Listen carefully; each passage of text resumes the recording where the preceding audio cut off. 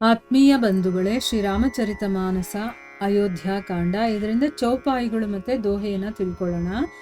Rama Satyavrata ಧರ್ಮರಥ ಸಬಕರ seal ಸನೇಹು ಸಂಕಟ ಸಹತ ಸಕೋಚ bus ಕಹಿಯ ಜೋ ಆಯಸು ದೇಹು सुनी तन पुलकी नयन भरी बारी बोले भरतु धीर धरी भारी प्रभु प्रिय पूज्य पिता सम आपु कल गुरु सम हित माय न बापु कौशिकादि मुनि सचिव समाजु ज्ञान अंबु निधि आपुनु आजो शिशु सेवकु आयसु अनुगामी जानी मोहि सिख देईय स्वामी ये ही समाज थल बूझब रावुर मौन मलिन मैं बोलब बावुर छोटे बदन कहु बड़ी बाता चमब तात लखी बाम विधाता अगम निगम प्रसिद्ध पुराना सेवा धर्म कठिन जगु जाना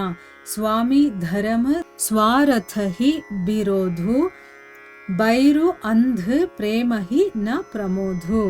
ಇವು ಚೌಪಾಯಿಗಳು ಮತ್ತೆ ದೋಹೆ. ಈಗ ಇದರ ಅರ್ಥವನ್ನ ತಿಳ್ಕೊಳ್ಳೋದಕ್ಕೆ ಪ್ರಯತ್ನ ಮಾಡೋಣ. ಇಲ್ಲಿ ತುಳಸಿದಾಸರು ಹೇಳ್ತಾರೆ, ಜನಕ ಮಹಾರಾಜ ಪರಿವಾರ ಸಮೇತ ಭರತನನ್ನ ನೋಡೋದಕ್ಕೆ ಬರ್ತಾರೆ. ಅಲ್ಲಿ ಅವನಿಗೆ ಹೇಳ್ತಾರೆ, ಮಗು ಭರತ, ನಿನಗೆ ಶ್ರೀರಾಮನ ಸ್ವಭಾವ ಅನ್ನೋದು ಗೊತ್ತೇ ಇದೆ. ಶ್ರೀರಾಮ ಇದನ್ನಲ್ಲ, ಅವನು ಸತ್ಯವಂತ, ಧರ್ಮಪರಾಯಣನಾಗಿರುವಂಥವನು, ಎಲ್ಲರ ಸ್ನೇಹ ಶೀಲಗಳನ್ನು ಉಳಿಸ್ಕೊಳ್ಳುವಂಥವನು. ಅದಕ್ಕೋಸ್ಕರನೇ ಅವನು ಸಂಕೋಚದಿಂದ ಸಂಕಟವನ್ನೆಲ್ಲ ಸಹಿಸ್ಕೊಂಡಿದ್ದಾನೆ. ಈಗ ನೀನೇನು ಹೇಳ್ತೀಯೋ ಅದನ್ನು ಅವನಿಗೆ ತಿಳಿಸ್ತೀನಿ ಅಂತಂದ್ಬಿಟ್ಟು ಹೇಳ್ತಾರೆ. ಇದನ್ನು ಕೇಳಿದಂಥ ಭರತನ ಶರೀರವೆಲ್ಲ ಪುಳಕಗೊಳ್ಳುತ್ತೆ. ಕಣ್ಣೀರು ತುಂಬಿಕೊಂಡು ಧೈರ್ಯ ತಂದ್ಕೊಂಡು ಈ ರೀತಿ ಹೇಳ್ತಾನೆ, ಪ್ರಭುಗಳೇ, ನೀವು ನನಗೆ ತಂದೆ ತಾಯಿಯ ಹಾಗೆ ಪ್ರಿಯರೂ ಕೂಡ ಪೂಜ್ಯರು ಕೂಡ, ಮತ್ತೆ ಕುಲಗುರುಗಳಾದಂಥ ವಸಿಷ್ಠರಂತಹ ಹಿತೈಷಿಗಳು ತಂದೆ ತಾಯಿಗಳು ಕೂಡ ಅಲ್ಲ ಅಂತಂದ್ಬಿಟ್ಟು ಹೇಳ್ತಾರೆ. ಅಂದರೆ ತಂದೆ ತಾಯಿನಲ್ಲೂ ಕೂಡ ಸ್ವಲ್ಪ ಆದರೂ ಸ್ವಾರ್ಥ ಅನ್ನೋದಿರುತ್ತೆ. ಆಮೇಲೆ ನಮ್ಮ ಹಿತಕ್ಕೋಸ್ಕರ ಅಥವಾ ತಮ್ಮ ಹಿತನೂ ಬಯಸ್ತಾರೆ ಅದರಲ್ಲಿ. ಆದರೆ ಗುರುಗಳಿರ್ತಾರಲ್ಲ, ಅವರು ಯಾವತ್ತೂ ಕೂಡ ಸ್ವಲ್ಪ ಕೂಡ ಸ್ವಾರ್ಥ ಇರೋದಿಲ್ಲ ಅವರಲ್ಲಿ, ಹಿತೈಷಿಗಳಾಗಿರ್ತಾರೆ. ಅಂತಂದರೆ ನನ್ನ ಶಿಷ್ಯ ಚೆನ್ನಾಗಿ ಬೆಳಿಬೇಕು, ಅವನಿಗೆ ಒಳ್ಳೆಯದಾಗಬೇಕು ಅಂತ ತುಂಬ ಮನಸ್ಸಿನಿಂದ ಹಾರೈಸುವಂಥ ಒಂದು ಮನಸ್ಸು ಗುರುಗಳಿಗಿರುತ್ತೆ. ಆಮೇಲೆ ವಿಶ್ವಾಮಿತ್ರ ಮೊದಲಾದ ಮುನಿಗಳು, ಮಂತ್ರಿಗಳ ಸಮಾಜ ಎಲ್ಲವೂ ಕೂಡ ಇಲ್ಲಿ ಇದೆ. ಈ ದಿನ ಜ್ಞಾನ ಸಾಗರರಾದಂತಹ ನೀವು ಇಲ್ಲಿದ್ದೀರ ಸ್ವಾಮಿ. ತಾವು ನನ್ನನ್ನು ನಿಮ್ಮ ಮಗು ಅಥವಾ ನಿಮ್ಮ ಕಂದ ಅಂತ ತಿಳ್ಕೊಂಡು, ಸೇವಕ ಅಂತ ತಿಳ್ಕೊಂಡು, ಆಜ್ಞಾನುಗಾಮಿ ಅಂದರೆ ನಿಮ್ಮ ಆಜ್ಞೆಯನ್ನು ಮಾಡುವಂಥವನು, ನೀವೇನೇ ಆಜ್ಞೆ ಕೊಟ್ಟರು ಅದನ್ನು ಪಾಲನೆ ಮಾಡುವಂಥವನು ಅಂತ ತಿಳ್ಕೊಂಡು ಉಪದೇಶವನ್ನು ಕೊಡಿ. ಇಂಥ ಒಂದು ಪವಿತ್ರ ಸ್ಥಳದಲ್ಲಿ, ಸಜ್ಜನರ ಮಧ್ಯದಲ್ಲಿ, ಜ್ಞಾನಿಗಳು ಪೂಜ್ಯರೂ ಆದಂಥ ನೀವು ನನ್ನನ್ನು ಕೇಳಿದಾಗ ನಾನು ಏನೂ ಮಾತಾಡದೇ ಇದ್ದರೆ ಮಲಿನನಾಗ್ತೀನಿ. ಅಂದರೆ ನೀವು ಕೇಳಿದ ಮೇಲೆ ನಾನು ಏನಾದರೂ ಒಂದು ಹೇಳಲೇಬೇಕಲ್ವಾ, ಅದಕ್ಕೋಸ್ಕರ ನಾನು ಮಾತಾಡ್ತಾ ಇದ್ದೀನಿ. ಅಂದರೆ ಮಾತಾಡಲಿಲ್ಲ ಅಂತಂದರೆ ನಿಮ್ಮ ಮಾತಿಗೆ ಬೆಲೆ ಕೊಡಲಿಲ್ಲ ಅಂತ ಆಗುತ್ತೆ, ಮಾತಾಡಿದ್ರೆ ಹುಚ್ಚುತನ ಅಂತ ಅನ್ನಿಸ್ಕೊಳ್ಳುತ್ತೆ.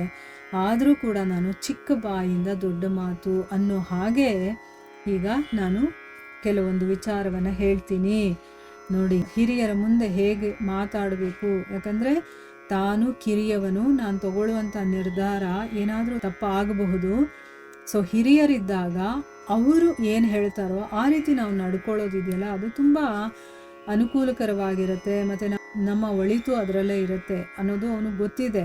ಅದಕ್ಕೋಸ್ಕರ ಇಲ್ಲಿ ಏನು ಹೇಳು ನೀನು ಅಂತಂದಾಗ ಅವನು ಹೇಳ್ತಾನೆ, ಸ್ವಾಮಿ, ವಿಧಾತ ಪ್ರತಿಕೂಲ ಅಂತ ತಿಳ್ಕೊಂಡು ನನ್ನನ್ನು ಕ್ಷಮಿಸ್ಬಿಡಿ. ಅಂದರೆ ಈಗ ನಾನು ಏನಾದರೂ ಆಡುವ ಮಾತಲ್ಲಿ ತಪ್ಪೇನಾದರೂ ಆಗಿದ್ದರೆ ಆ ವಿಧಿ ನನ್ನ ಪ್ರತಿಕೂಲವಾಗಿದೆ, ಅಂದರೆ ನನ್ನ ವಿರೋಧವಾಗಿದೆ ಅಂತ ತಿಳ್ಕೊಂಡು, ಇದು ನಾನು ಮಾತಾಡ್ತಾ ಇರೋದಲ್ಲ, ವಿಧಿ ನನ್ನ ಹತ್ರ ಮಾತಾಡಿಸ್ತಾ ಇದೆ ಅಂತ ತಿಳ್ಕೊಂಡು ನನ್ನನ್ನು ಕ್ಷಮಿಸ್ಬಿಡಿ ಅಂತ ಮೊದಲೇ ಅವನು ಕ್ಷಮೆಯನ್ನು ಕೇಳ್ಕೊಳ್ತಾ ಇದ್ದಾನೆ. ಸೇವಾ ಧರ್ಮ ಅನ್ನೋದು ತುಂಬ ಕಷ್ಟ ಆಗಿರುವಂಥದ್ದು ಅಂತ ವೇದ, ಶಾಸ್ತ್ರ, ಪುರಾಣ ಇದರಲ್ಲೆಲ್ಲ ಪ್ರಸಿದ್ಧವಾಗಿದೆ. ಇದನ್ನು ಜಗತ್ತು ಕೂಡ ತಿಳ್ಕೊಂಡಿದೆ. ಸ್ವಾಮಿ ಧರ್ಮ ಮತ್ತು ಸ್ವಾರ್ಥ ಇವುಗಳಲ್ಲಿ ವಿರೋಧ ಇದೆ. ಇದು ಒಟ್ಟಿಗೆ ಒಂದೇ ಕಡೆ ಇರೋದಕ್ಕೆ ಸಾಧ್ಯನೇ ಆಗೋದಿಲ್ಲ ಅಂತಂದ್ಬಿಟ್ಟು ಹೇಳ್ತಾನೆ. ಅಂದರೆ ಸ್ವಾಮಿ ಧರ್ಮ ಅಂತಂದರೆ ತನ್ನ ಒಡೆಯ ಏನು ಹೇಳ್ತಾನೋ ಅದನ್ನು ಮಾಡುವಂಥದ್ದು. ಸ್ವಾರ್ಥ ಅಂತಂದರೆ ತನಗೇನಿಷ್ಟನೋ ಅದನ್ನು ಮಾಡುವಂಥದ್ದು. ಎರಡೂ ಒಂದಕ್ಕೊಂದು ವಿರೋಧ ಅಲ್ವಾ. ಸೊ ಅದನ್ನು ಇಲ್ಲಿ ಹೇಳ್ತಾ ಇದ್ದಾನೆ. ಸ್ವಾಮಿ ಧರ್ಮದಲ್ಲಿ ಕರ್ತವ್ಯ ಪರಾಯಣತೆ ಅನ್ನೋದು ಅಂದರೆ ನಾನು ಮಾಡುವಂಥ ಕೆಲಸ ಇದೆಯಲ್ಲ ಅದು ಅವನಿಗೋಸ್ಕರ ಮಾಡುವಂಥದ್ದು, ಅದೇ ಮುಖ್ಯ ಆಗುತ್ತೆ.